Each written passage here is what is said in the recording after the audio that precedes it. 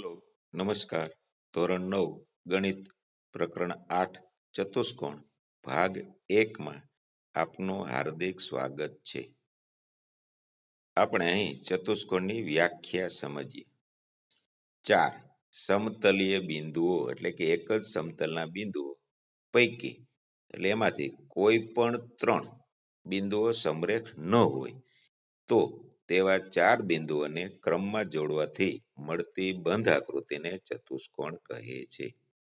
આપણે આગળ ત્રિકોણમાં ભણી ગયા કે ત્રિકોણમાં 3 અસમરેખ બિંદુઓ હોય તો ત્રિકોણ રચાય. અહીં 4 બિંદુઓની વાત છે. જો ચારે બિંદુઓ આ રીતના હોય અને આપણે એને જોડીએ તો એક રેખાખંડ મળે છે, કારણ કે ચારે બિંદુઓ એક રેખામાં છે. હવે 4 બિંદુઓ પૈકી 3 એક રેખામાં હોય અને એક બિંદુ એક રેખામાં ન હોય તો ચારે બિંદુઓને ક્રમમાં જોડીએ તો આપણને ત્રિકોણ મળે છે. હવે આ 4 બિંદુઓ પૈકી કોઈ પણ 3 એક રેખામાં ન હોય અને એક જ સમતલમાં હોય અને ક્રમમાં જોડીએ તો આપણને આવો ચતુષ્કોણ મળે અથવા આવો ચતુષ્કોણ મળે. પણ આપણે આ 3 નંબરની જે આકૃતિ છે એ બહિર્મુખ ચતુષ્કોણ છે એ જ ભણવાનો છે, નહીં કે આ 4 નંબરનો જે અંતર્મુખ છે આ આપણા કોર્સમાં ભણવામાં નથી. હવે ચતુષ્કોણના અંગો વિશે સમજ મેળવીએ. ચતુષ્કોણને 4 બાજુઓ હોય છે, 4 ખૂણાઓ હોય છે, 4 શિરોબિંદુઓ હોય છે. એની સમજ મેળવીએ. તો આ ચતુષ્કોણ એબીસીડી છે. તો આ ચતુષ્કોણમાં એબી, બીસી, સીડી અને ડી એ 4 બાજુઓ છે. ઉપરાંત 4 ખૂણાઓ, ખૂણો એ, ખૂણો બી, ખૂણો સી અને ખૂણો ડી. આ 4 શિરોબિંદુ. હવે જો મુખ્ય અંગની વાત કરીએ તો શિરોબિંદુ છે એ ચતુષ્કોણના અંગ તરીકે નથી. અને હવે ચતુષ્કોણમાં સામસામેના શિરોબિંદુને જોડતા આપણને 2 વિકર્ણ મળે. આ વિકર્ણ એ ચતુષ્કોણના અંગ તરીકે આપણે ભણવાના છે. આમ ચતુષ્કોણના અંગોની વાત લઈએ તો 4 બાજુઓ, 4 ખૂણાઓ અને 2 વિકર્ણ એ ચતુષ્કોણના અંગો છે. એને અંગો કહે છે. હવે ચતુષ્કોણના પ્રકાર જોઈએ. સમલંબ ચતુષ્કોણ. જે ચતુષ્કોણમાં સામસામેની બાજુઓની એક જ જોડ સમાંતર હોય તેને આપણે સમલંબ ચતુષ્કોણ કહીશું. એક જોડ સમાંતર લેવાની છે. માનો કે એક જોડ આમ સમાંતર હોય તો બીજી જોડ છે સમાંતર લેવાની નથી. તો આવો ચતુષ્કોણ મળશે એ સમલંબ ચતુષ્કોણ છે. સમાંતર બાજુ ચતુષ્કોણ. તો જે ચતુષ્કોણમાં સામસામેની બાજુની બંને જોડ સમાંતર હોય તો એ ચતુષ્કોણ એ સમાંતર બાજુ ચતુષ્કોણ છે. લંબચોરસ. જે સમાંતર બાજુ ચતુષ્કોણનો એક ખૂણો કાટખૂણો હોય તો તે લંબચોરસ છે. એટલે કે એક ખૂણો કાટખૂણો હોય તો બાકીના 3 ખૂણા પણ કાટખૂણા જ થશે. સમબાજુ ચતુષ્કોણ. જે સમાંતર બાજુ ચતુષ્કોણની બધી બાજુઓ સમાન હોય તો સમબાજુ ચતુષ્કોણ કહેવાય. ચોરસ. જે સમાંતર બાજુ ચતુષ્કોણનો એક ખૂણો કાટખૂણો હોય તો અને બધી જ બાજુ સમાન હોય તો તેને ચોરસ કહે છે. ચોરસમાં બાજુઓ સરખી, પોતે સમાંતર બાજુ ચતુષ્કોણ અને ખૂણાઓ કાટખૂણા. હવે આવે છે પતંગાકાર. પતંગ જેવો આકાર. જે ચતુષ્કોણમાં પાસેની બાજુઓની 2 જોડ સમાન હોય પણ સામસામેની બાજુઓની જોડ અસમાન હોય તો તેને આપણે પતંગાકાર ચતુષ્કોણ કહીશું. પતંગ જેવો આકાર. પાસેની એક જોડ સમાન લઈએ. એક જોડ એ છે, બીજી જોડ આ છે. આ બાજુની જોડ સમાન છે, પાસેની છે એટલે પણ સામસામેની બાજુની જોડ અસમાન છે, તો આવો જે આકાર મળશે એ પતંગાકાર ચતુષ્કોણ કહેવાયો. હવે ચતુષ્કોણના સમાંતર બાજુ ચતુષ્કોણના ગુણધર્મો જોઈએ. 8 પરિણામ છે, એમાં પ્રમેય 8.1 સમાંતર બાજુ ચતુષ્કોણનો કોઈ પણ વિકર્ણ તેનું બે એકરૂપ ત્રિકોણોમાં વિભાજન કરે છે. સમાંતર બાજુ ચતુષ્કોણ આપેલો હોય અને કોઈ એક વિકર્ણ રચવામાં આવે તો બે ત્રિકોણો મળે, તો આ બંને ત્રિકોણો પરસ્પર એકરૂપ છે. પ્રમેય 8.2 સમાંતર બાજુ ચતુષ્કોણમાં સામસામેની બાજુની જોડ સમાન હોય છે. હવે 8.3 છે એ 8.2 નું પ્રતીપ પ્રમેય છે. જો કોઈ ચતુષ્કોણની સામસામેની બાજુની પ્રત્યેક જોડની બાજુઓ સમાન હોય તો તે સમાંતર બાજુ ચતુષ્કોણ હોય છે. આમ પ્રમેય 8.2 અને 8.3 પરસ્પર પ્રતીપ પ્રમેય છે, એકબીજાના પૂરક છે. 8.4 સમાંતર બાજુ ચતુષ્કોણમાં સામસામેના ખૂણા સમાન છે. સમાંતર બાજુ ચતુષ્કોણ હોય તો એનો ગુણધર્મ એના સામસામેના ખૂણાની બંને જોડ સરખી હોય. હવે એનું પ્રતીપ પ્રમેય, જો ચતુષ્કોણમાં સામસામેના ખૂણાની પ્રત્યેક જોડના ખૂણા સમાન હોય તો તે ચતુષ્કોણ સમાંતર બાજુ ચતુષ્કોણ હોય. એટલે પ્રમેય 8.4 અને 8.5 પરસ્પર પ્રતીપ પ્રમેય છે. હવે 8.6 સમાંતર બાજુ ચતુષ્કોણના વિકર્ણ પરસ્પર દુભાગે છે. દુભાગવું એટલે મધ્ય બિંદુમાં છેદવું. હવે 8.7 પ્રમેય છે, 8.6 નો પ્રતીપ પ્રમેય છે. જો કોઈ ચતુષ્કોણના વિકર્ણો એકબીજાને દુભાગે તો તે ચતુષ્કોણ સમાંતર બાજુ ચતુષ્કોણ છે. આમ પ્રમેય 8.6 અને 8.7 પરસ્પર પ્રતીપ પ્રમેય છે. પ્રમેય 8.8 જો ચતુષ્કોણની સામસામેની બાજુઓની એક જોડની બાજુઓ સમાન હોય અને સમાંતર હોય તો તે ચતુષ્કોણ સમાંતર બાજુ ચતુષ્કોણ છે.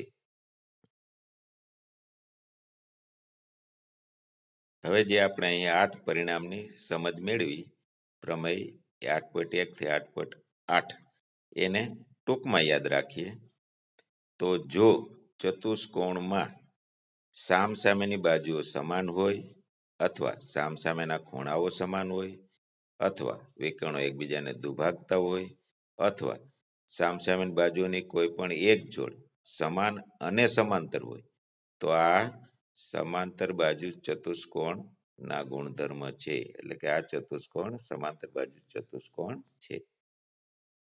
હવે જોઈએ લંબચોરસ. લંબચોરસ ના વિકર્ણો પરસ્પર દુભાગે અને સમાન છે. લંબચોરસના વિકર્ણોનું આ પરિણામ છે કે એના વિકર્ણો પરસ્પર દુભાગે છે અને સરખા માપના હોય છે.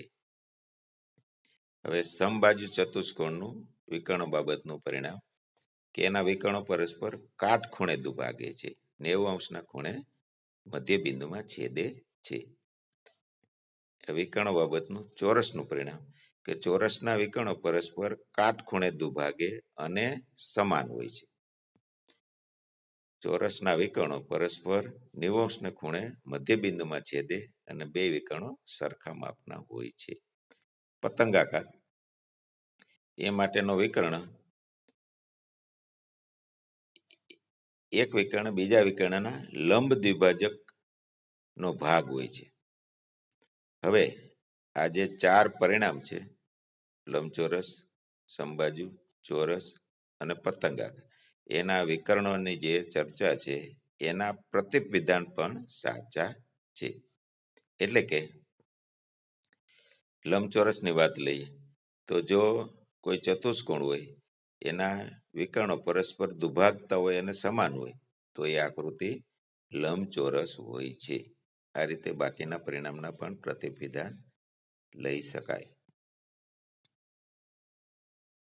આપણે પ્રમેય 8.1 ની સમજ મેળવીએ. સમાંતર બાજુ ચતુષ્કોણનો કોઈ પણ વિકર્ણ તેનું બે એકરૂપ ત્રિકોણોમાં વિભાજન કરે છે. અહીં આકૃતિ ABCD સમાંતર બાજુ ચતુષ્કોણ છે એસી વિકર્ણ આપેલો છે, તેથી બે ત્રિકોણ એબીસી અને ત્રિકોણ સીડીએ બને છે. હવે બીસી અને એડી બાજુ સમાંતર છે, એસી એની છેદિકા છે, તેથી અહીં આ બે ખૂણાઓ છે, ખૂણો બીસીએ અને ખૂણો ડીએસી, એ બે ખૂણાઓ સરખા માપના થશે, કારણ કે યુગ્મકોણની જોડ છે.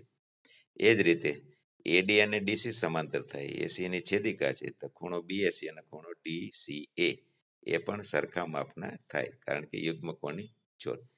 અને એસી બરાબર સી એટલે કે પોતે જ સામાન્ય બાજુ. આમ ખૂબાખૂ શરતના આધારે આપણે કહી શકીએ કે ત્રિકોણ એબીસી અને ત્રિકોણ સીડીએ એ પરસ્પર એકરૂપ ત્રિકોણો છે.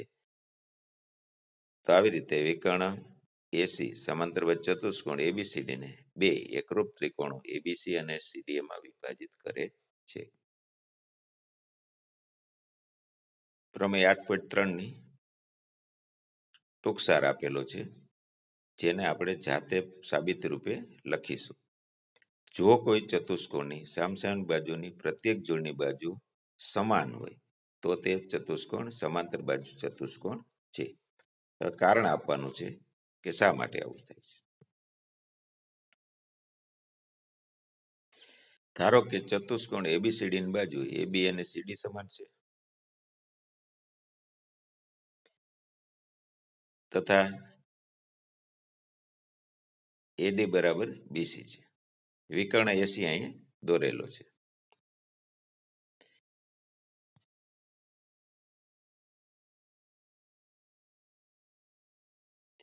ત્રિકોણ એબીસી અને ત્રિકોણ સીડીએ એ એકરૂપ થાય છે.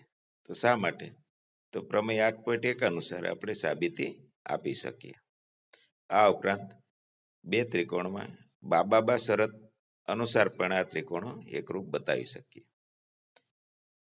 એટલે આ એકરૂપતાના આધારે ખૂણો બીએસી અને ખૂણો ડીસીએ બરાબર થશે. એ જ રીતે ખૂણો બીસીએ અને ખૂણો ડીએસી પણ બરાબર થશે, કારણ કે યુગ્મકોણની જોડ છે.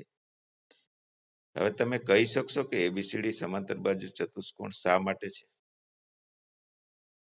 તો આ માટે પ્રમેય 8.1 નો આધાર લઈ શકીએ, અથવા બાબા શરતના આધારે પણ આ સિદ્ધ કરી શકીએ. આમ ખૂણો બીએસી અને ખૂણો ડીસીએ યુગ્મકોણની જોડ છે અને બરાબર છે, તો બીસી ડીસી અને એબી પરસ્પર સમાંતર થશે. એ જ રીતે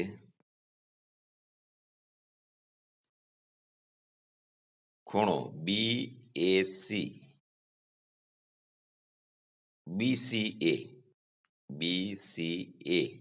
અને ડીએસી એ પણ એકરૂપ છે અને યુગ્મકોણની જોડ છે, તેથી એડી રેખા અને બીસી રેખા પરસ્પર સમાંતર થાય છે. આમ સામસામેની બાજુની બંને જોડ ચતુષ્કોણમાં સમાંતર છે, તો આ ચતુષ્કોણ એ સમાંતર બાજુ ચતુષ્કોણ છે. આપણે અહીં સ્વાધ્યાય 8.1 નો પહેલો દાખલો સમજવા પ્રયત્ન કરીએ. ચતુષ્કોણના ખૂણા વિશેની વાત છે. તો ત્રિકોણના ત્રણેય ખૂણાના માપનો સરવાળો 180 છે, એ આપણે શીખી ગયા છીએ. અને ચતુષ્કોણના ચારેય ખૂણા વિશેનું પરિણામ પાઠ્યપુસ્તકમાં આપેલું છે. માનો કે અહીં ચતુષ્કોણ એબીસીડી છે અને વિકર્ણ એસી રચેલો છે. તો એસી વિકર્ણ રચવાથી બે ત્રિકોણો મળે છે. તો આમ બે ત્રિકોણોના સાપેક્ષે ત્રિકોણના ત્રણેય ખૂણાનો સરવાળો 180. તો અહીં બે ત્રિકોણો છે.